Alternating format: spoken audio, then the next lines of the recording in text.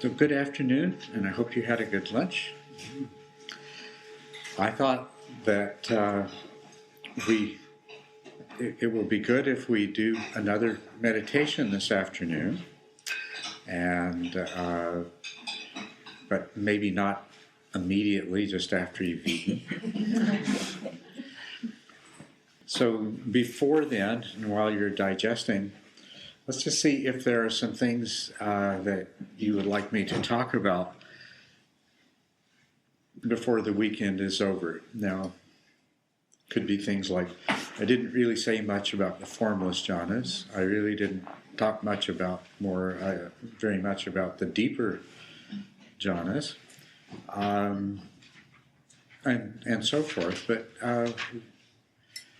you've had a chance to look at the handout, and so just why don't you let me know what things there are that you would like to spend a few minutes talking about while we have the time and before we do that meditation. Yes? It seems like there's a reference to hindrances I never heard of before. Hindrances. And it seems like there's this constant shift between systems of, well, this is the jhana system, and these are the stages of insight, and there's a correspondence between the two, and there's this I'm kind of at sea with the mapping. Okay, yeah, right. A little bit of orientation to the maps. Okay. The 10 stages of samatha vipassana, I think you probably are all already familiar with that, but they are available on the Dharma Treasure website. And with reference to those stages, we use a state corresponding to stage 6 as access for the ultralight jhanas, which we've done here today.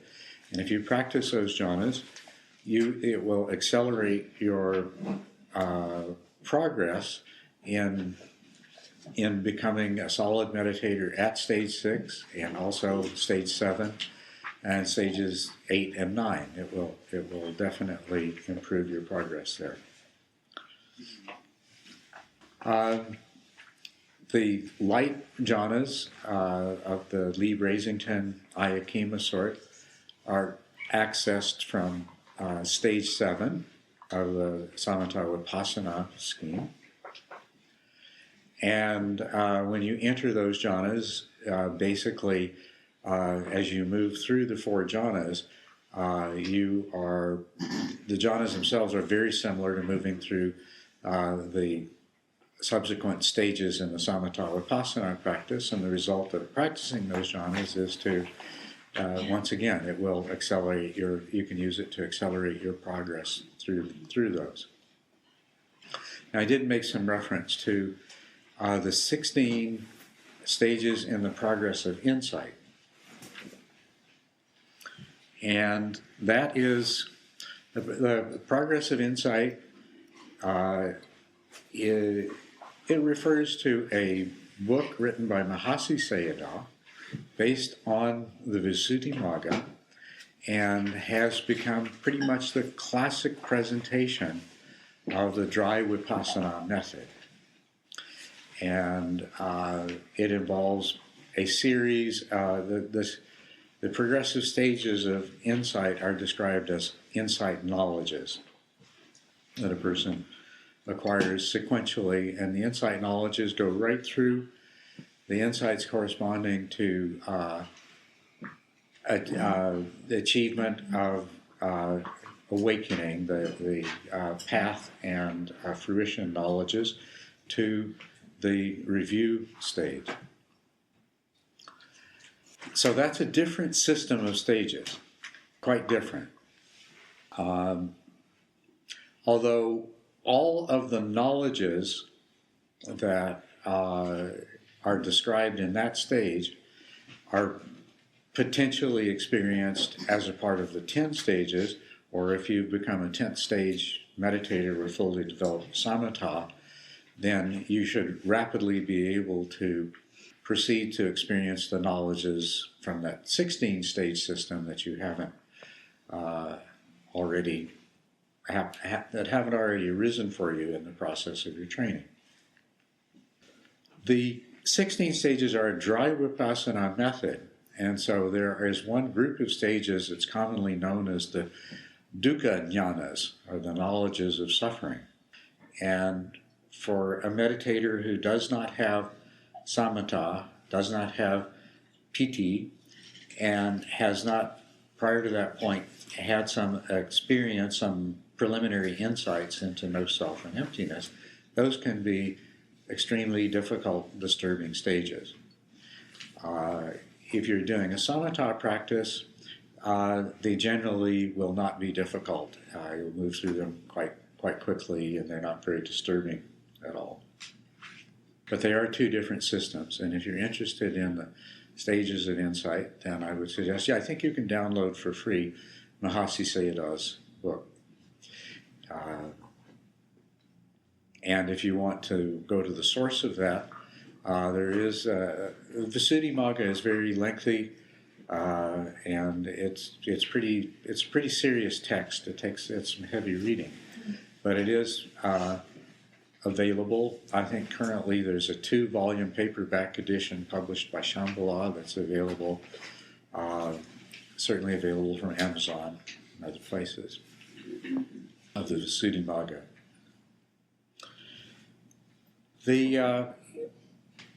The successor to Mahasi Sayadaw is Sayadaw U Pandita. And U Pandita wrote a book a number of years ago called In This Very Life. And in that book, he presents what he calls vipassana jhanas. And they correspond to certain stages in the 16 progressive stages of insight. If we look at those vipassana jhanas,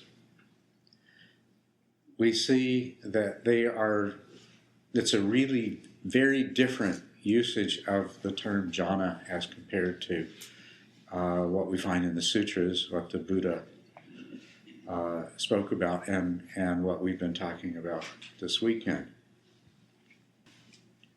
And it reflects the difference between dry vipassana and samatha vipassana. The biggest difference between dry vipassana and samatha vipassana is the absence of piti sukha, and of course the jhanas that we've been talking about are defined in terms of piti and sukha as jhana factors. And the vipassana jhanas that U Pandita describes, for the most part, don't involve those, don't involve piti and sukha. In the progressive stages of insight, the fourth knowledge, which is the knowledge of arising and passing away, has 2 parts to it. And in between those 2 parts comes what's called the knowledge of what is and is not the path.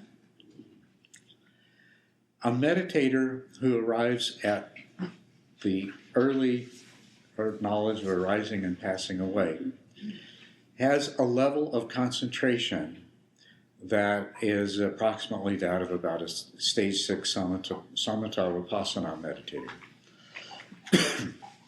And as a result of that, there will arise piti and sukha, and equanimity, and a lot of other factors.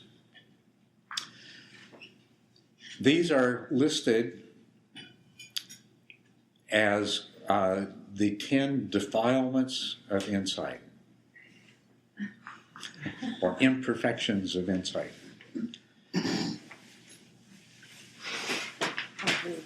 But in the Visuddhimagga and by Mahasi Sayadaw and U Pandita, in that system, if you are doing the noting practice that these adhere to, and you reach that level of concentration, and piti and sukha arise, and you report it to your meditation teacher, the meditation teacher will tell you that you are not noting diligently enough, and to go back and practice and note more diligently, and the piti and sukha will go away, and they certainly will. And then, with the level of concentration that you have, you arrive at the late stage of arising and passing away. Your mind is very sharp and clear, and you see everything arises, passes away, arises and passes away. That's why it's called knowledge of arising and passing away. And you're doing a kind of practice that involves your mind moving back and forth between two modes of knowing. Roughly, approximately, what you're doing is you're going into the mode of awareness, and then something pops out of awareness, and you go in the mode of attentive focus and conceptualization and recognition, and you put a label on it. And then you let go of it, you go back to the mode of awareness until something else pops out, and then you zoom your attention in on it, and you attach a label to what's happening. So your mind's going back and forth between these two states. And if you do that, you get really, really good at that, but it creates too much activity in your mind for piti and sukha to be present. And so if piti and sukha arise, that tells your teacher that you're not noting diligently enough. And in order to proceed along the 16 stages according to that particular method of practice, you need to carry out the noting practice with enough diligence that the piti and sukha pass away. And so it is very much a dry insight. It's dry, or the moisturizing lubrication of samatha, piti, sukha, tranquility. Now, we can refer to the knowledge of what is and is not by the way, the knowledge of what is and is not the path, where these 10 defilements arise, is called that because what meditators are taught in this system is that piti and sukha are too attractive, and the meditator will think, I'm enlightened now, this is it, this is what it's all about, and they'll cease to practice. And that's not the path. And according to this method, what is the path is you go back to noting piti and sukha disappear, and you keep on practicing. The knowledge, that particular stage, the knowledge of what is and is not the path, which is part of stage 4, knowledge of arising and passing away, could legitimately be described as a jhana according to the way they were described by the Buddha in the sutras, because piti and sukha are present, because there is strong concentration. But the next time in the sequence of the 16 stages where you come to a stage that could reasonably be called a jhana according to the sutra definitions is, I believe it's the 11th stage. It's called the knowledge of equanimity towards formations. This is after you've gone through all the dukkha jhanas, the knowledges of suffering, and you've arrived at a state of very powerful concentration and very strong equanimity in which you're just watching phenomena, mostly mental phenomena at this point, arise and pass away. And it's the stage in that progression that's very near to the knowledge of path and fruition knowledge. Yes?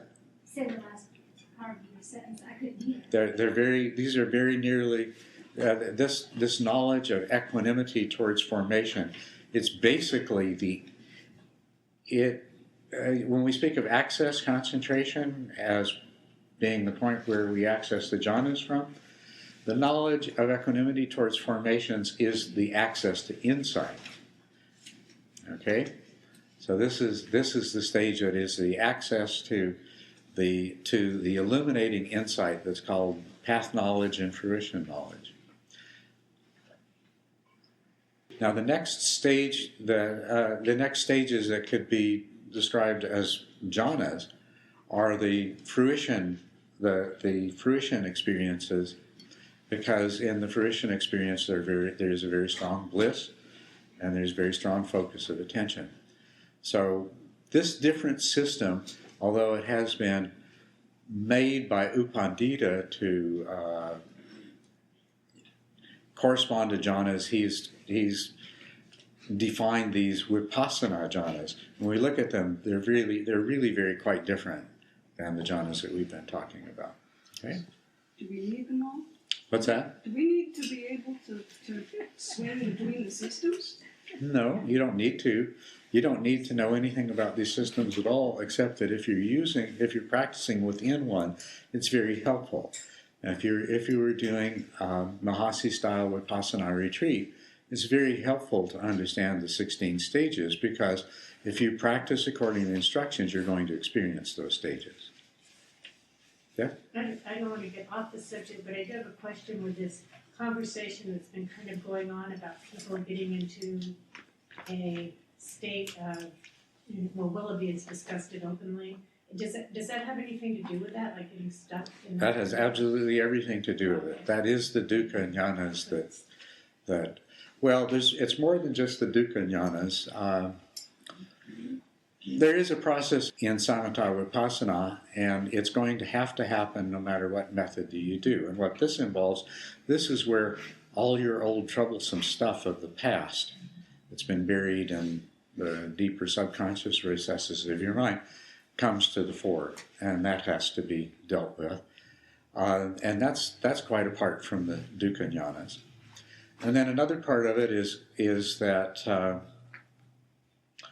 when your concentration becomes strong enough, even if you're meditating in such a way that piti as joy and pleasure do not arise, you're still going to experience a lot of the other physical bodily manifestations. You're going to experience feelings of tingling, burning, twitching, itching, aching, rocking back and forth, jerking and twitching, involuntary movements. I think Willoughby described them as convulsive, and I know a number of you in this room have experienced those. So that too is something that, as a part of samatha vipassana, it's a good sign. Oh, PT's arising, we just go along with it, let it happen, let it complete its process of developing maturation. In the vipassana practice, you just note it and note it and let it go. So, but yes, that's exactly what the correspondence is here. Yeah. So I was wondering about what Cynthia was asking, because I was having the experience of these deeper emotions relating to, I don't know if it's quite called PT, but that experience of the free-flowing energy. Yes. That either, like this morning, the emotions were really blocking it, that it felt like tight areas in my body, the energy wouldn't flow.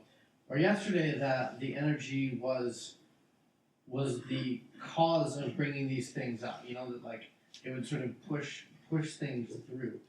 Is that related to what you were just talking about, the way that free-flowing energy is stopped by or moves it, or am I just talking about kind of a sensory image that's different?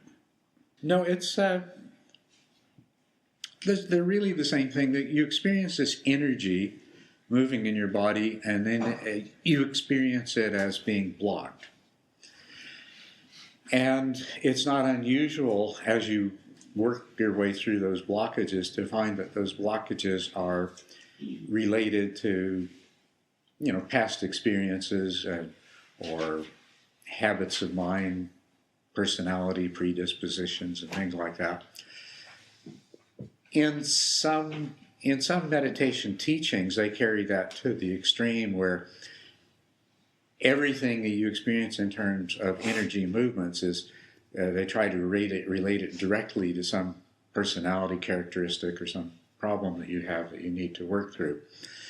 And what I find is that although there are occasions when you have a particular block, the rising energy may become blocked in your throat, and it may turn out that you have some problem, which something from your distant past or some characteristic of your personality in the present, whatever, that can be related to metaphorically to the throat chakra, to right speech, so on.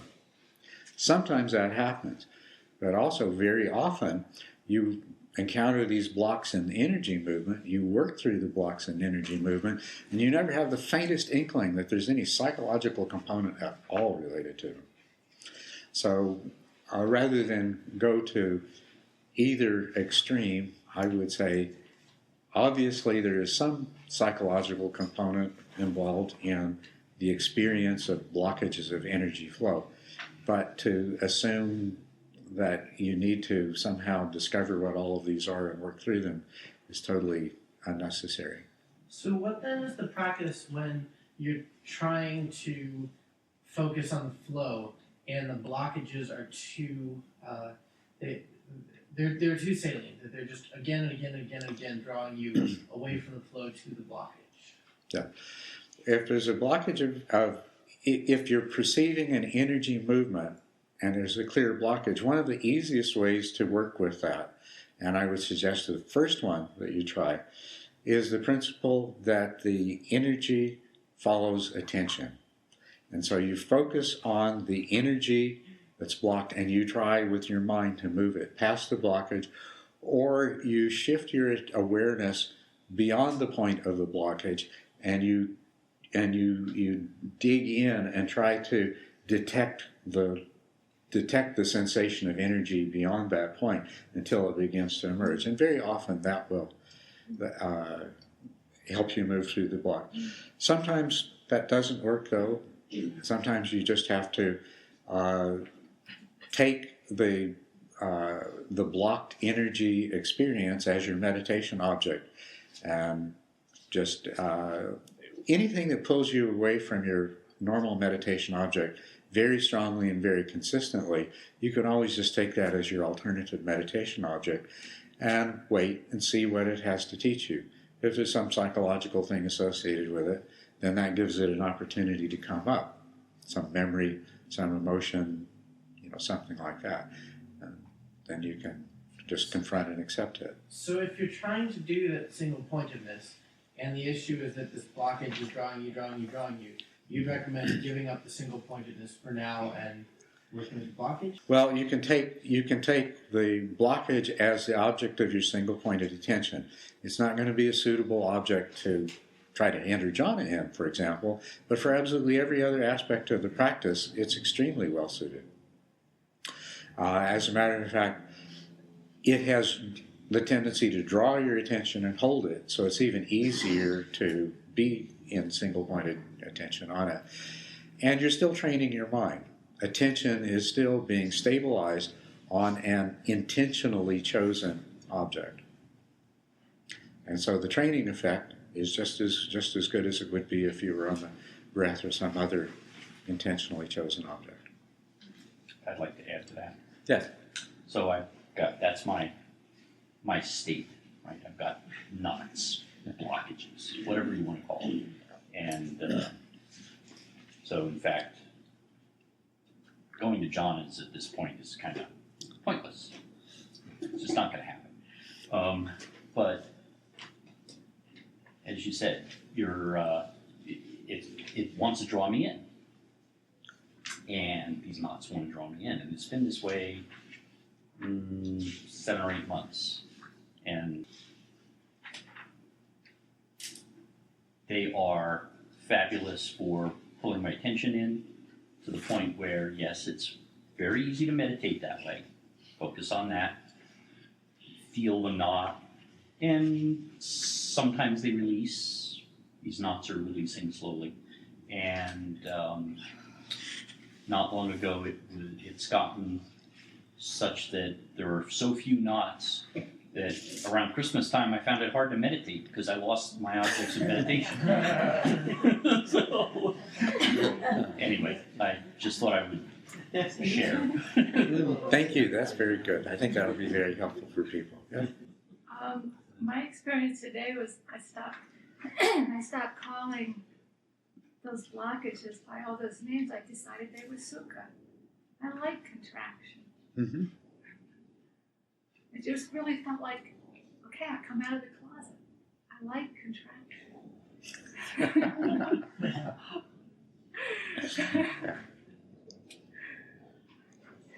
That's good too. Thank you. Yeah.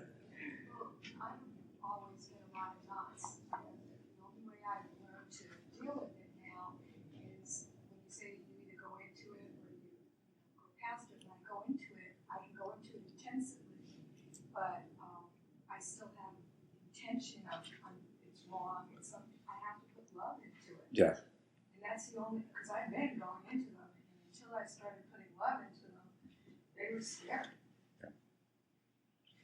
You're absolutely right. All of these things, the energy for resistance is actually coming from, I mean, when a blockage is a resistance to energy flow. And you have to stop resisting the blockage before that knot can untangle. Because as long as you keep resisting the blockage, it keeps it solid. And it keeps it so solid, the energy's not going to move. You know, and the same thing's true of if you have a very traumatic memory or a really strong emotion that comes up. As long as you resist that, you're actually feeding it strength. You have to turn it around. And as you say, love it, accept it, be okay with it. All right, you can be there. Well, until recently, I didn't know I wasn't accepting it. I thought I was paying attention to it, but what I was actually doing was not giving it love and accepting it. I was trying to figure it out and still paying too much attention in the wrong way or something. Well, what will happen sometimes, I don't know if this happened with you, but you have something like that comes up and you put your attention on it and it dissolves and goes away. And then you develop the idea that, oh, this is a solution. This is how I get rid of it. But then you're still coming to the place of, you're not allowing it to be there. You're just going in there and you're going to demolish it with permission. It doesn't really work. When that happens, yeah, you've got to take the next step. You've got to love it. You've got to. How did you say you came out of the closet? It's not that I love it. It's that it is love. Well, it's not that it's love. It's just that it feels good. It's good. Feels good. Yeah, that's good. But whatever it is, you're completely undoing your own internal resistance to it. And since it is part of you, you're undoing its resistance as well. So, yes. Sometimes when I welcome whatever that is, let's say maybe it's a strong feeling, and because I do believe it's very important to love it, to welcome it, and pay attention. Sometimes it dissipates then, and what I do, which seems to respond, is I invite it back. Mm-hmm. I ask it to come back. I say, I'd really like to have this back, and if I wait very patiently and openly, it arises. Mm-hmm. I find that amazing. That we can actually invite that sort of thing. That's right. Yeah. It responds. Yeah. Whatever it is. Whatever it is.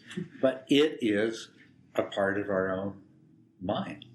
And as long as our mind is divided against itself in any way, in any form, we are not going to be optimally what we can be. So with the John. I'm sorry, John? I'm John, yeah. John. So I was wondering this John's opinion on what that John was saying regarding so your suggestion was that if the blockages are too bad, to say, John is not for me today, right? Is that right? And to work with the blockages? Would that be your advice as well? To do which here? Say that. Sorry, there's John, and Jhana. Yeah, but So if you're trying to do the single pointedness and the blockages are too salient, would your advice be to kind of say, John is not for me today, and deal with the blockages, or to kind of persist at it and see if the single pointedness? Well, see, that's the decision that you have to make. And what I'm saying is, when that is there so strongly that you can't just set it aside and proceed, then turn the tables on it and take it as your object at that point. Do exactly what he said. Yeah.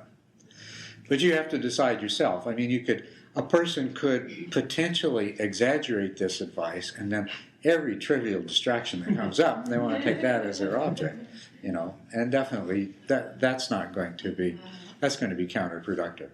But there is a point when you realize, okay, I can't just ignore this and leave it be. I'm going to have to take some more direct action, and that's where you do it. Yeah, Wanda? First, I want to say thank you for this handout. It's an amazing amount of information and the things that you've pulled together and the way you've presented it. There are a few things, though, that I had question marks and I think I'm still vague on. And you said that you might talk a little bit more about the formless aspects. Mm-hmm. So it's sort of the relationship between form and formlessness, and how that, you mentioned space in here several times in different ways. Mm-hmm. So how the form and formlessness relates to space, and then the nimitta, the appearance, and the appearance of the meditation object. And I think those are sort of are related in a lot of ways. Okay, yes, those are a couple of things that I can say a little bit more about. Let me go back to one other thing that was brought up earlier by, can't see that far away. Chris, by Chris, yeah. Sorry.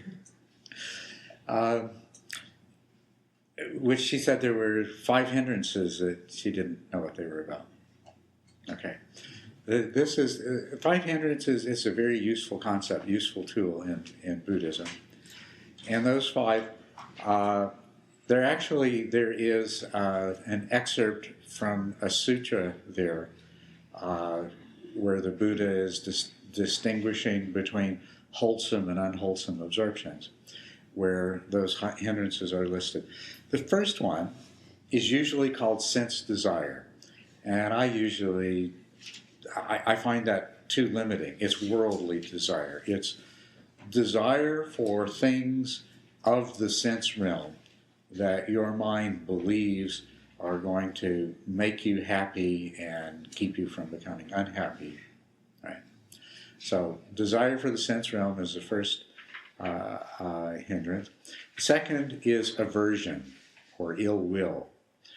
These negative emotional states in their entire range from impatience through to hatred. The third hindrance usually is described as sloth and torpor. I prefer to refer to it as resistance, procrastination, and fatigue.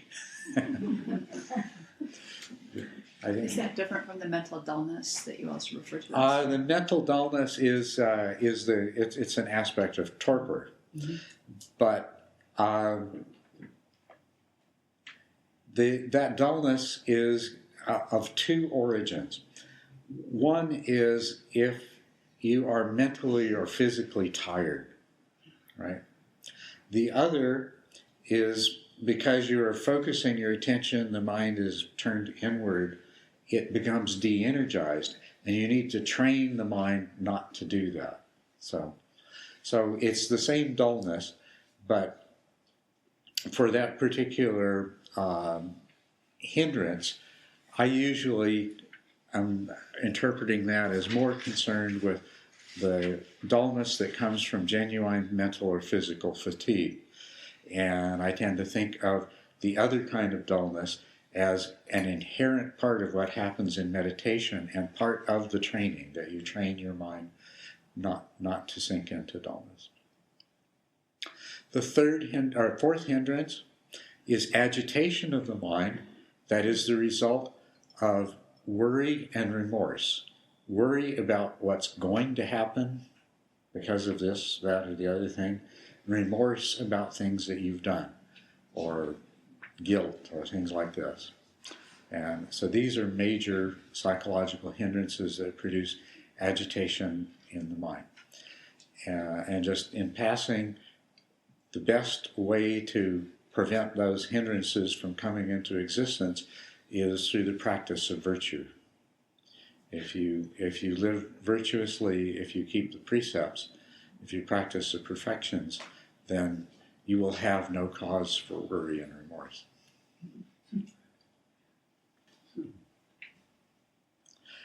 Then the fifth hindrance is skeptical doubt.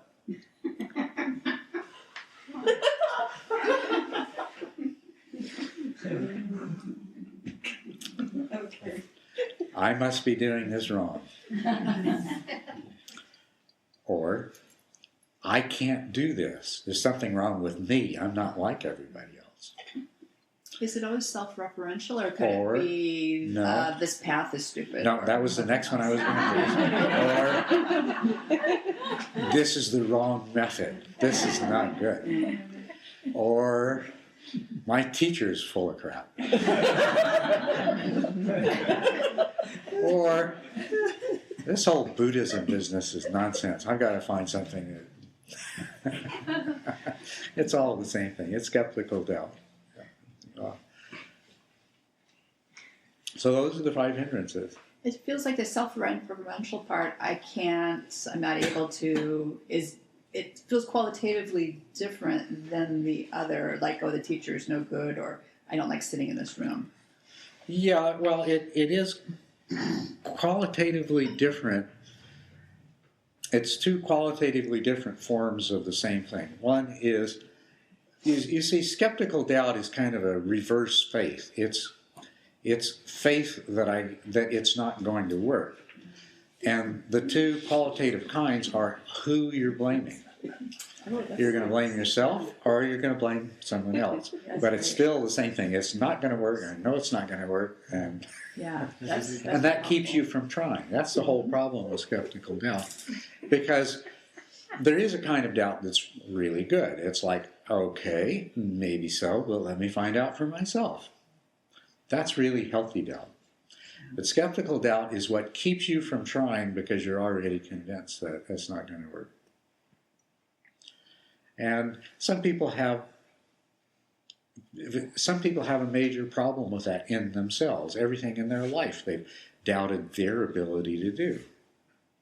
Or that somehow they are worthy to succeed and reap the fruits of what they do. And if that's in there, if that's in your makeup, you're going to have to deal with it because it's going to come up really strongly over and over again in your meditation practice. But the wonderful thing about the meditation practice is it's going to bring you face to face with it, and you can get past it once and for all and eliminate it from every other aspect of your life. So there wouldn't just happen to be handy antidotes to these just by the numbers thing to do, huh? Yes, you cultivate meditation, and the things that we identified earlier as jhana factors are also identified as the specific antidotes to each of these 5. So unification of mind, ekaggata, is the specific antidote to sense desire. Piti, meditative joy, is the specific antidote to aversion and ill will. Directed attention is the specific antidote to sloth and torpor, or as I put it, resistance, procrastination, and fatigue. Sukha, pleasure and happiness, is a specific antidote to the agitation due to worry and remorse. So happiness overcomes worry and remorse. And sustained attention is the specific antidote to skeptical doubt, which is a way of saying, just keep doing it and you'll get past it. It'll work even if you don't think so. Yeah, that's right. But it for sure won't work if you don't try.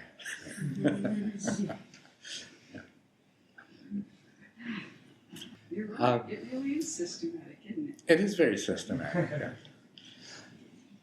It's wonderfully systematic. Every now and then you'll come to places where things have been bent maybe a little bit too much to make them fit into a nice system. But I've heard this quote repeated a bunch of times. I think it's from Bob Thurman. It's Christians love God, Buddhists love lists.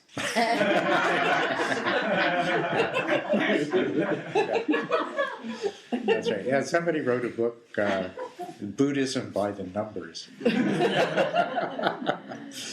And there's one whole part of the Pali Canon which is exactly that. It's all the sutras that involve one thing, and then the next collection is all that involve two things.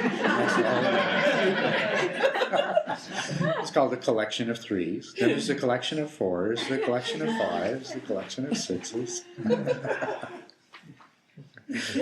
So that is really true. Okay, so let me go on then to formless jhanas and what was the other one? Oh, nimitta, appearance. Yeah. Okay. The formless jhanas are variations on the fourth jhana.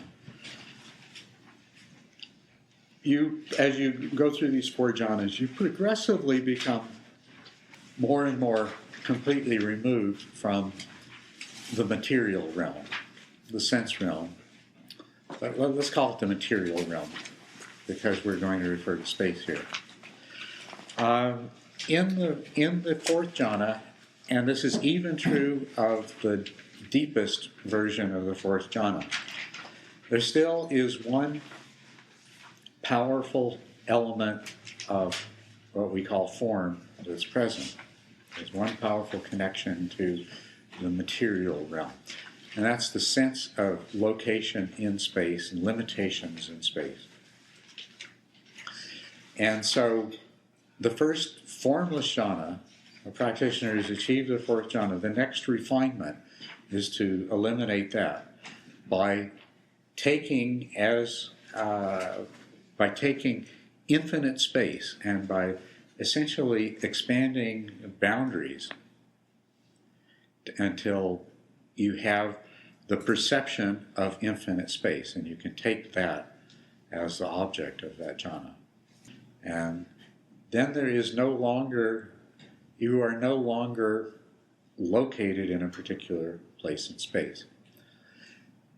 From there, the next formless jhana is very, very easy to, and that is infinite consciousness, because it follows pretty well automatically that in order to have a perception of infinite space, you must have infinite consciousness.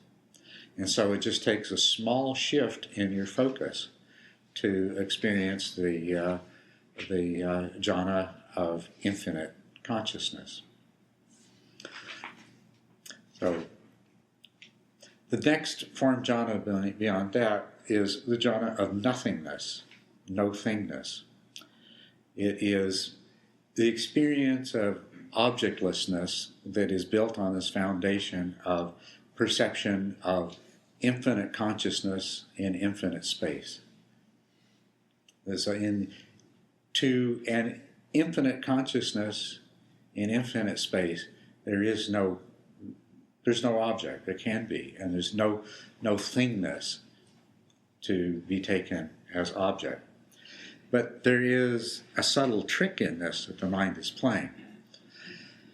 For example, if you parked your car outside the door and then you left here, you opened the door and looked out and there's no car there, you're going to have a perception of no carness. Right? It is very much a perception, and it's a very strong, powerful perception. You've had this a lot of times, right? You've opened the drawer and it's not there. And this is because what your mind is doing in an ordinary perception, your mind is constructing a concept that consciousness takes as its object to account for sensory experience. And if there's nothing there, then it's the absence of that sensory experience that the mind then constructs an object, which is the no carness or no thingness. So the third formless jhana still involves perception, and it still involves a mental construct, a sankhara. But the construct corresponds to the absence of anything. So it's the base of no thingness. but there's still another level that you can go beyond this. Now, in the terminology of the sutras, non-perception is a state of mind. It is a state of consciousness. It's the state of consciousness when you're in deep sleep, in anesthesia, unconscious. Okay, what we would normally refer to as unconscious is what's called non-perception. And even where you're having a perception of the absence of something, the base of no-thingness is a perception. So the next jhana, the fourth of the formless jhanas, is called neither perception, because the mind's not taking any constructed, any construct as an object. So it's neither perception, nor is it non-perception. You have not lost consciousness. You're not in deep sleep. You're not anesthetized. So it is a state where you are conscious and fully aware, but you are not conscious of anything. It's like a suspension of the act of perception. The act of perception is incompleted. So that aspect of self that exercises the faculty of perception that's another layer of self that's vanished. That's another layer of self that has been dispensed with. It's a very nebulous kind of jhana. And you wouldn't have mindfulness, you wouldn't be fully aware. You are conscious. Your consciousness is in the form of awareness, and it is awareness of the base of neither perception or non-perception. So we could still say that there is mindfulness of a sort here, but but not in the form of an ordinary perception. There is one more state beyond this that I didn't mention in this handout, but just for completeness, I'll mention it now. It's called the cessation of feeling and perception. It's not non-perception, it's a cessation of perception. It's accompanied by the cessation of feeling, and it also corresponds to the cessation of formations. It is nirvana. The next state, nirodha is cessation, and it is the cessation of feeling and perception is a technical name given to it. It is nirvana, and there are two kinds of nirvana. One is nirvana with remainder, which is a kind of nirvana that is experienced in life momentarily by a person when they are experiencing path or fruition experiences of any of the four stages of awakening. And it is the nirvana in which a Buddha dwells throughout the remainder of his physical existence in the world. That's called the nirvana with remainder. Nirvana without remainder is the pari-nibbana. It is the nirvana that follows upon the dissolution of the mind and the body at the time of the death of a Buddha. And it's called nirvana without remainder. No more body, no more mind, no more. The other nirvana without remainder is the cessation of feeling and perception. It is this ninth state that is beyond the jhana of neither perception or non-perception. And what it says about this state, and I can only tell you what it says about it. What it says is that this is only achievable by arhats and non-returners. No one else can achieve this ninth state. And when they achieve this ninth state, they are in exactly the same nirvana that they will be in following the death of their body. And that, as a matter of fact, if I understand the references to it that I'm familiar with, if a non-returner enters this cessation, he will arise from the sensation as an arhat. What's the distinction between a non-returner and an arhat? What's that? What's the difference between a non-returner and an arhat? Well, technically, a non-returner still has the inherent sense of being a separate self. And so, although there's no desire for anything of the sense realm, or no aversion and no desire, there still is attachment to existence. And an arhat has overcome the inherent sense of being a separate self. And so there is no desire for either existence nor non-existence, because there's no sense of being something separate that could either exist or not exist. Can you say again the name of this ninth state? Did you call that paranirvana? It's nirvana without remainder, and pari nirvana is also nirvana without remainder. So those are the two nirvana. Those are the two occasions of nirvana without remainder. One is when a non-returner or an arhat enters the cessation, and the other is upon the death of the body of an arhat. So for the form stages of jhanas, it's often talking about qualities. Yeah. And so, especially the fourth state here of neither perception nor non-perception, Mm-hmm. there's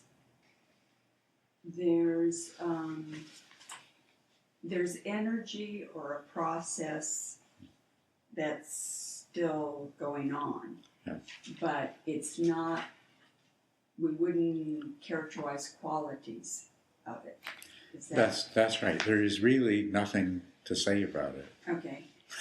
So shall I be silent? So it makes me think of something I've heard often, but I never really think I understand, and that's signlessness. Is which? Signlessness. Signlessness. Right, which is often put up there with no separate self, Mm-hmm. and as being one of the main aspects that we aspire to. Mm-hmm. Yes, signlessness or anamita. That is, it's actually different than this eighth jhana. But what it is, the sign being referred to, or the appearance being referred to, is the appearance of substantiality, of, if not permanence, endurance. The appearance that things have, and the opposite of that appearance is the direct experience of anicca, which is, we say impermanence, but is really change, constant change, flux. So signlessness is the knowledge of the essentially emptiness too. You could say it's knowledge of emptiness, but it's knowledge of anicca, of impermanence. It is the experience of having cut through the illusion, the appearance of solidity, substantiality, of self-existent entities which endure even if only temporarily. And you're saying that's not comparable to this, the jhana of neither perception nor non-perception. No, to have the direct experience of have the direct experience of things in their empty and impermanent nature is not the same thing as, because a person can experience this jhana. So somebody who practices the jhanas can experience this jhana and not have that realization, not have that knowledge. The Buddha's second teacher was teaching this particular jhana, the base of neither perception nor non-perception. But he was not enlightened, had not had insight into impermanence, no self, and emptiness. But the jhanas, and maybe particularly the formless ones, might help us along. All of the jhanas will help tremendously. And that's basically what the Buddha said, is practice the jhanas with mindfulness and insight will arise. But if you practice the jhanas as trance states, which is what the Brahmins had tended to do, without that kind of mindfulness, then you would not. And if you look at the jhanas that the Brahmins practiced, getting into a lot of historical digression, it may be boring everybody, I don't know. But if you look at what the Brahmins did, they did jhanas based on kasinas and on the elements, earth, water, fire, and air. And they became completely absorbed in them. The Buddha set all of that aside and defined the jhanas in terms of the jhana factors, all of which are aspects of mind that you can be aware of. And so it became then a practice of mindfulness rather than a practice of trance state. So all of this has helped, thank you. But the nimitta. Nimitta means appearance, and to enter jhanas with an object, focusing your attention on an object, that object has to be of a nature that is conducive to entering into absorption. All of our ordinary perceptions are mental constructs built out of other mental constructs, essentially to explain sensory experience.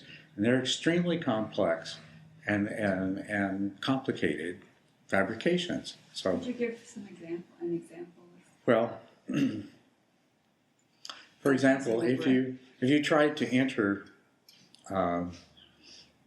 jhana with the breath as an object, it's not going to work, because breath is a concept. It presumes body, and it presumes air, atmosphere, and it presumes space and directionality in and out. And actually, we could list 1,000 other things that it presumes. So it's our ordinary perception of breath is an extremely complex construct, and it's not suitable. When we get to the sixth stage, the appearance of breath is altered, and when you're having this experience of the whole body with the breath, you're not experiencing the body in such a complexly fabricated way. You are having a direct experience of sensations, more or less unmoderated sensations, right? And as a matter of fact, this is what happens when you reach the sixth stage anyway. You've been observing the sensations of the breath. We make a point of calling them sensations of the breath all of the time. It's very important to do that, because as your meditation proceeds, at about the sixth stage, that's really what it is. It's no longer breath, it's the sensations which happen to be related to the concept of breath. And those sensations are suitable as an object to enter jhana with. And so you can, at the sixth stage, what this is the second kind of nimitta. The first nimitta, or first appearance, is breath, the way we normally perceive it, as a complex construct. That's called the parikama nimitta. Parikama means preliminary, or ordinary, or beginners, or initial, or it has connotations like that. But when you get to the sixth stage, the appearance changes, and it becomes the ugaha nimitta. Ugaha is acquired. It's acquired as a result of the practice and the refinement of your perception, so that now you are just experiencing sensations in a much more direct way. And in the sixth and seventh stages, that can become even more refined, to where the sensations become unrecognizable. You might have the experience that you're observing the sensations of the breath, but you don't know which sensations belong to the in-breath or out-breath anymore because you're not attaching any concepts to them. And you can instantly find out, you can recognize and attach the concept, but your mind is not bothering to do that anymore. You can go a little deeper into it, and the qualities of warmth, coolness, movement, sharpness, and everything else that you could identify within the sensations of the breath, all those recognizable qualities disappear, and it becomes just like a vibratory phenomenon. And these are the forms that this second appearance can take, acquired appearance, and it is suitable for entering jhana. Then, and that's using the term nimitta, or appearance, in its proper speaking. Now, there's a third nimitta. It's called the patibhaga nimitta, or the mental counterpart appearance. And if you follow this progression through to the 10th stage, the patibhaga nimitta will arise. This is an appearance of the breath that is not sensation anymore. It's rather the impact that the sensations arriving in the mind have. It produces an imprint in the mind. And that appears, and then you can take that as your meditation object for entering the deepest of all jhanas. Okay, so there's these three different appearances, stage-wise, that the meditation object takes over time. The preliminary appearance, the acquired appearance of just sensation. And those are two extremes. Sensations arrive, let that represent raw sensations. They enter the mind and they are conceptualized. And so here is just color and shape. Here is car. Usually we see a car. The acquired appearance would be like just seeing the color and shape with attaching no label or recognition and concept to it. Between these two is where this patibhaga nimitta, this mental counterpart image, lies. Sensations enter the mind, and then before they have been, preconceptually, before they have been processed, in this particular state, you can become aware of it, and you can take that as your object. It is independent of the sensations that gave rise to it. It is not a complex construct. It's not a conceptual construct. It's between the two.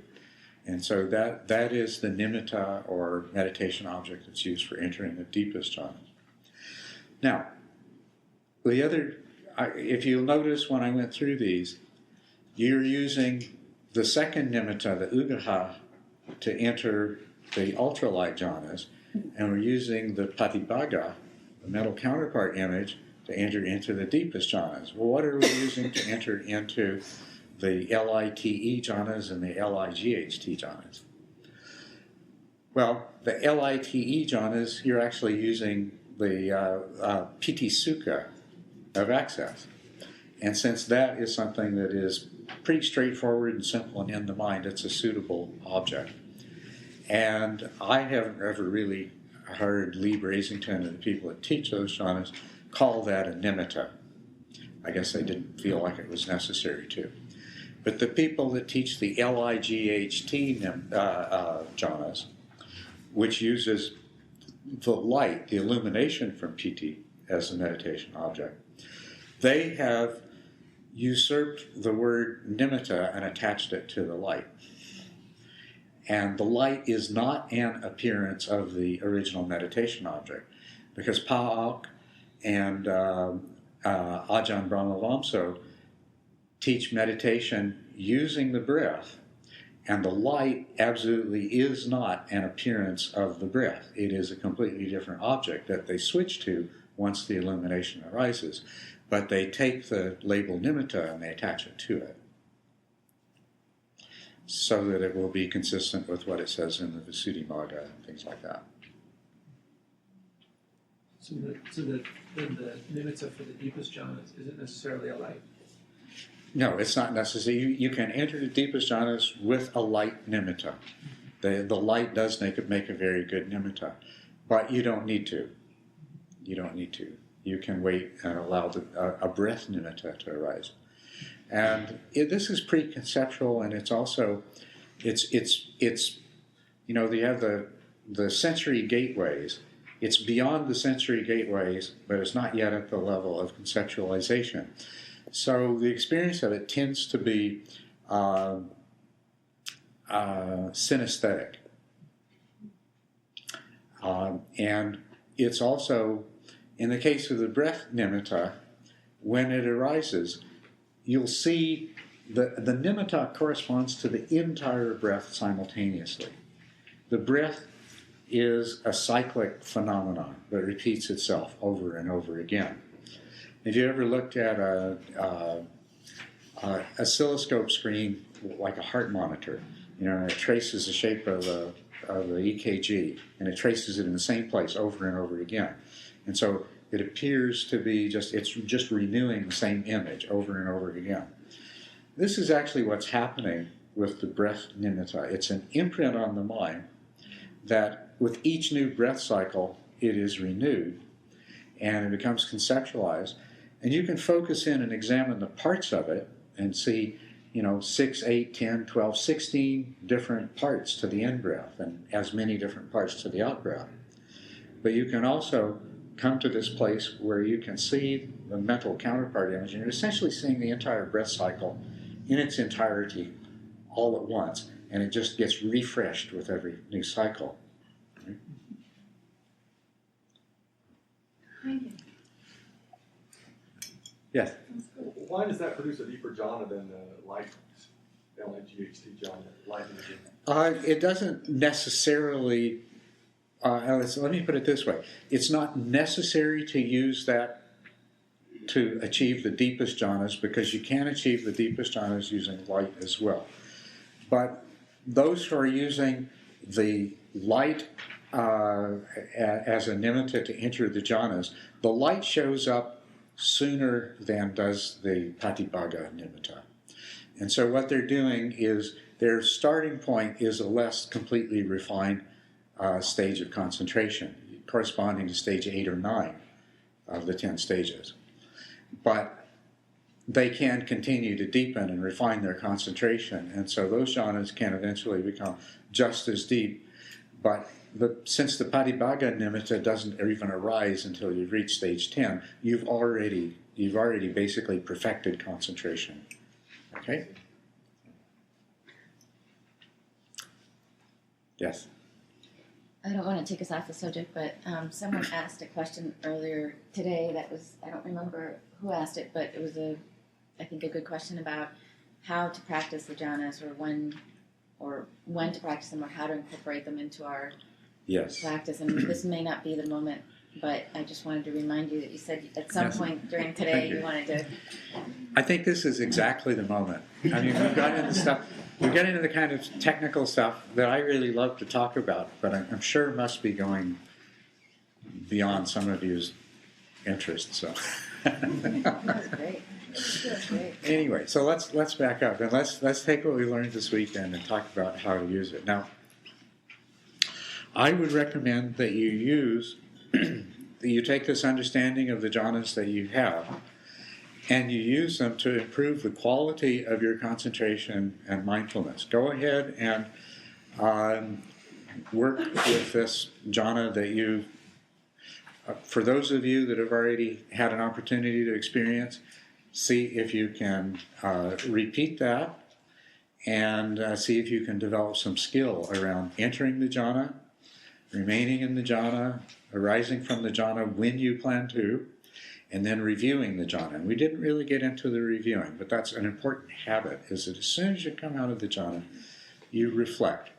And specifically, to begin with, I mean, you're going to do your own exploration, but to give you some orientation where to begin with, recollect the state of your mind before you entered the jhana, the state of your mind in the jhana, and the state of your mind now after you've arisen from the jhana, with a view towards what is there and what is not there. As the as the description of Sariputra's practice that's given in the handout there, all these different, you could even use that as a guideline, all these different qualities of mind, to examine them. What was there, what was not there, how was it different, how did it change, how did it arise, how did it pass away.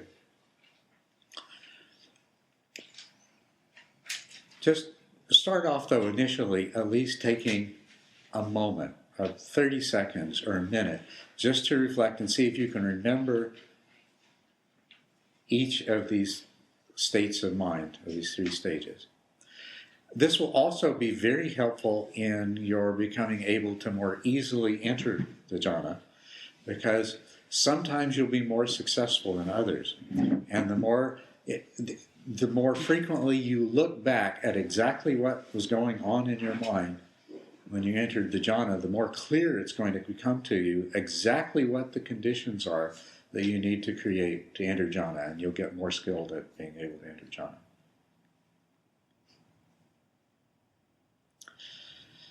Now,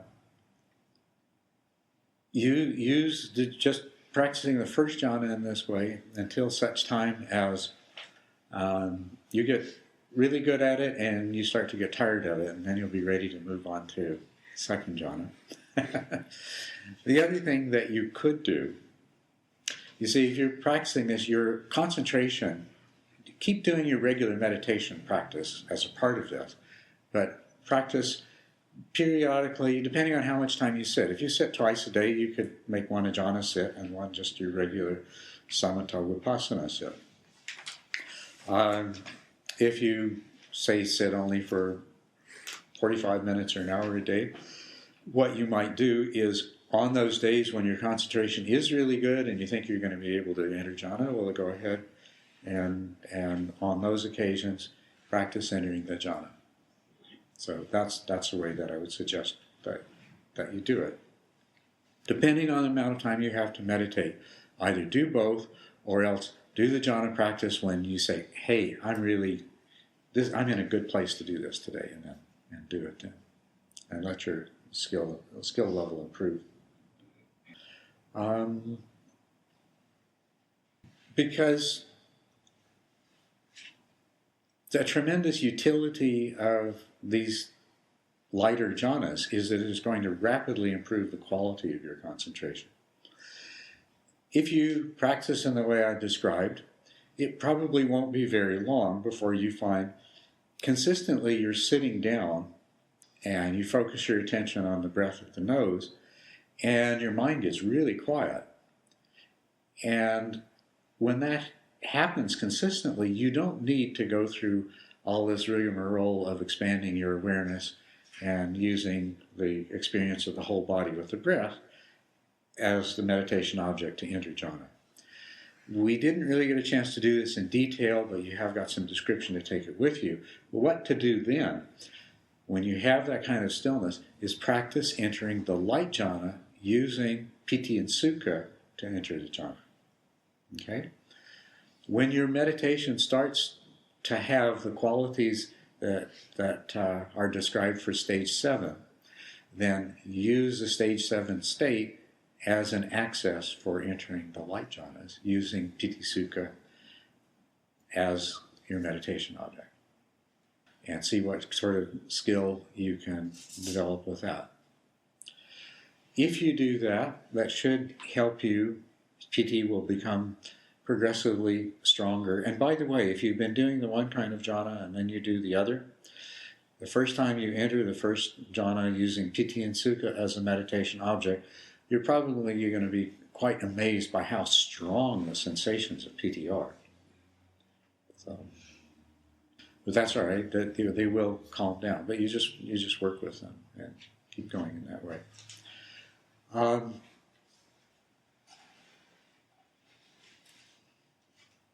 And tell me how this goes. You see, my background is deep jhana practice. I became acquainted with the lighter jhanas more recently, and I've been guiding people individually to use these to enhance the quality of their practice.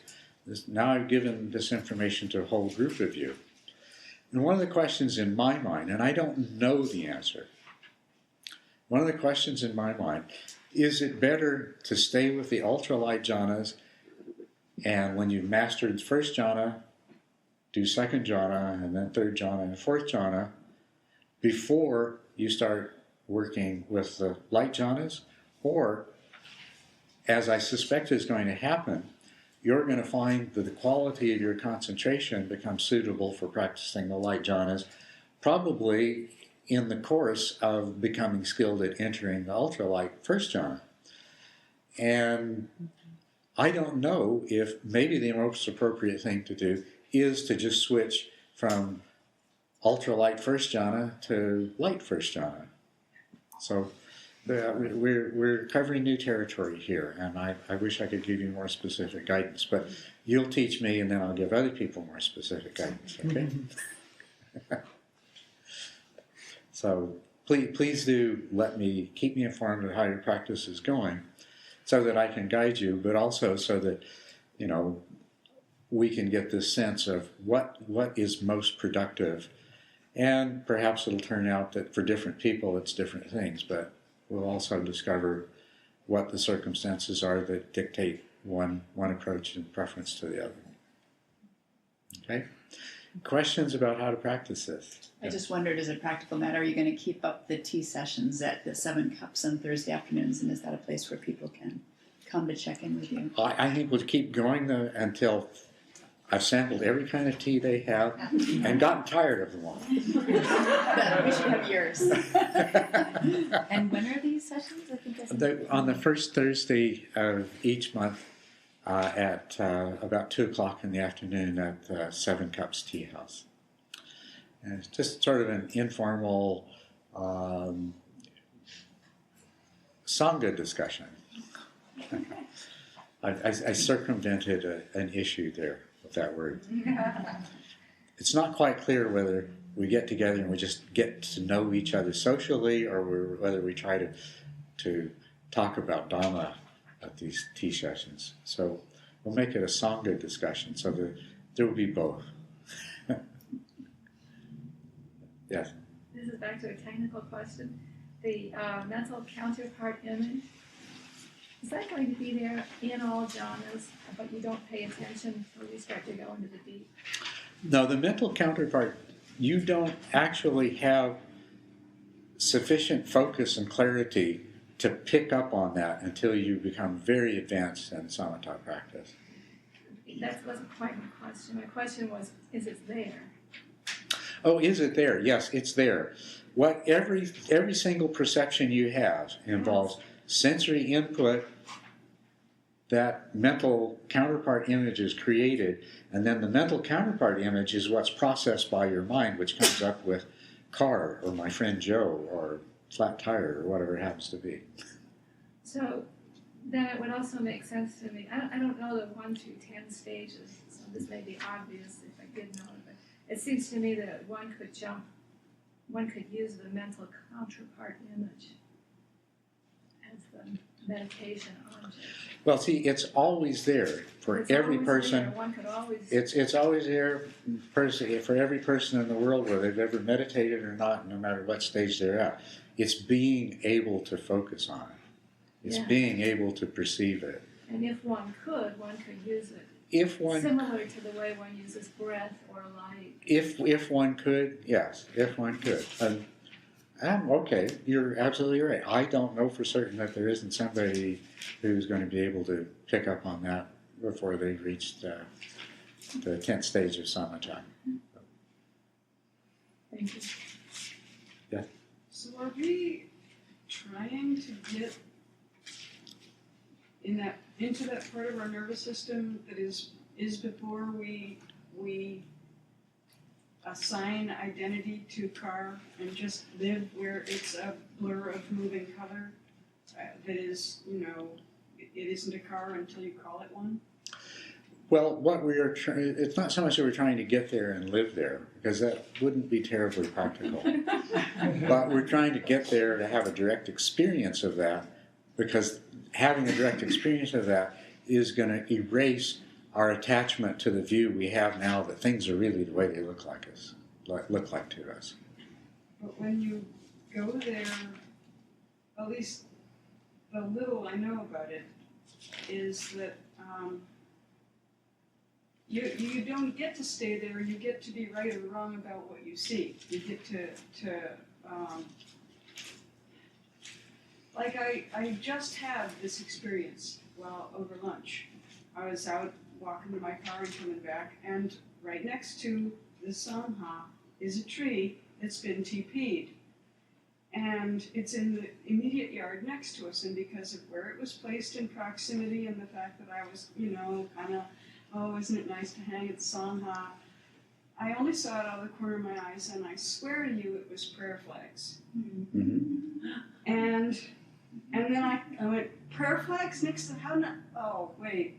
Yeah. And so I got to hang them with that assignment of illusion instead of that I saw a fluttering neither toilet paper nor prayer flag. I didn't get to stay with the fluttering. I fell right down into what I decided it had to be because of where it was located and what I was tripping on. Yeah, right. And so what I'm asking is if we can't live in that pre-processing interval,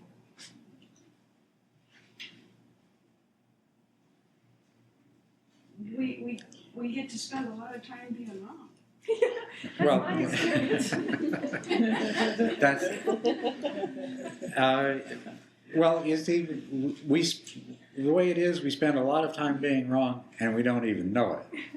So the first step is we still might spend a lot of time being wrong, but we know it, which leads to the subsequent step, which is that we're not wrong quite so often as we used to be. And we're not attached to it. And you're not attached to it, and that's the really important part, is that you're not attached to it. Oops, I'm still attached. Yeah, and you don't go around trying to force yourself to be non-attached. What you do is you practice mindfulness, and you let mindfulness bring you to a place where you really and truly aren't attached. So in the meantime, you just remind yourself that, well, this is probably just a view I'm attached to. But will the unattached person see neither toilet paper nor prayer flags, or will the unattached person be so clear that they will obviously see toilet paper, but they won't make any? Well, see, that question assumes that toilet paper is what's really there. Okay. Done now. You got me. Uncle. You're going to love this.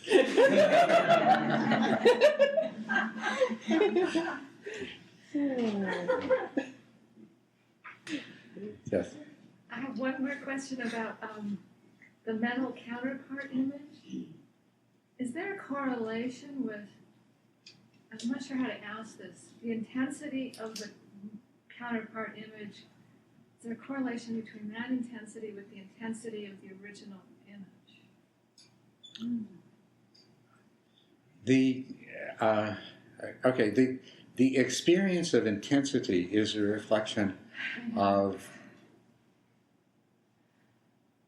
how to put it. It's of how fully conscious you are. Okay?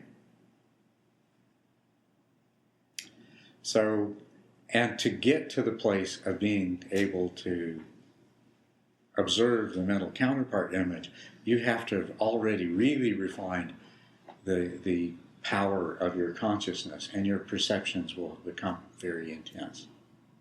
And as a matter of fact, this is something that in the course of your practice, you are going to have those experiences where for some reason or another in the course of your meditation, you've been doing things that greatly enhance the power of your conscious awareness. And then when the meditation is over with, you're going to get up and, wow, everything is going to seem so clear and so immediate, and, and that's going to last for a little while. But and you're going to cultivate that, and it'll be the consciousness you bring to any experience is going to bring more intensity to the way that you experience whatever it is, and that has to develop before you're going to. Well, once again, I'll qualify this. As far as I know, that has to happen before somebody can be aware of the mental counterpart sign. I think I'm again asking something a little bit different.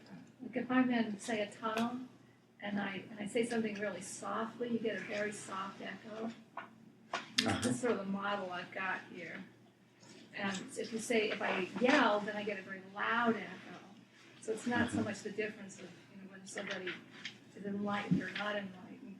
It's just does a loud original image create a loud mental counterpart and a soft? Original create a soft mental counterpart. The intensity of the original sensory stimulus is going to be reflected in the intensity of the mental counterpart. Okay, Yes, that's true. Yeah, and it's just part of a continuum. If we kept going down the continuum, we come to the point where a sensory input is subliminal. It's making an imprint on the mind, which we can tell because we can do tests a minute later or a few seconds later, and we can tell that sensory input did register on the mind, but it didn't go to the next stage where it was conceptualized and you were conscious of it.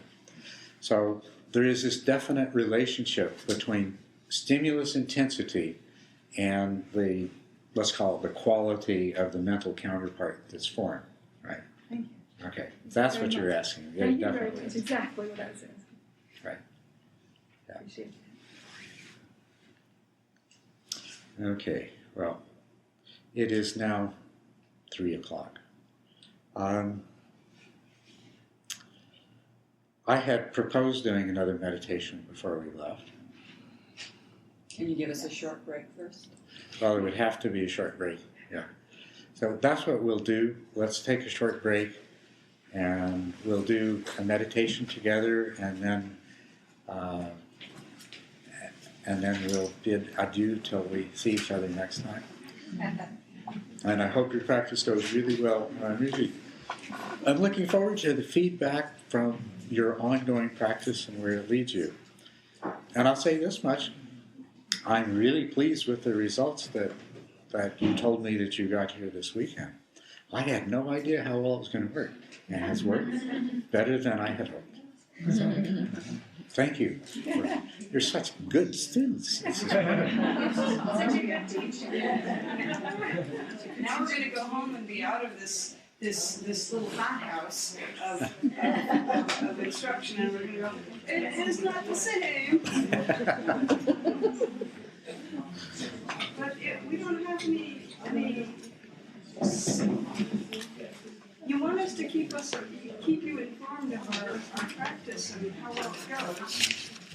We're going to go home and just basically go with what we're given. Yeah. And see where that goes. That's right. And the possibilities are endless. I mean, who knows? We might do a 2-week-long Jhana retreat together, and then you'll really get to go into these things.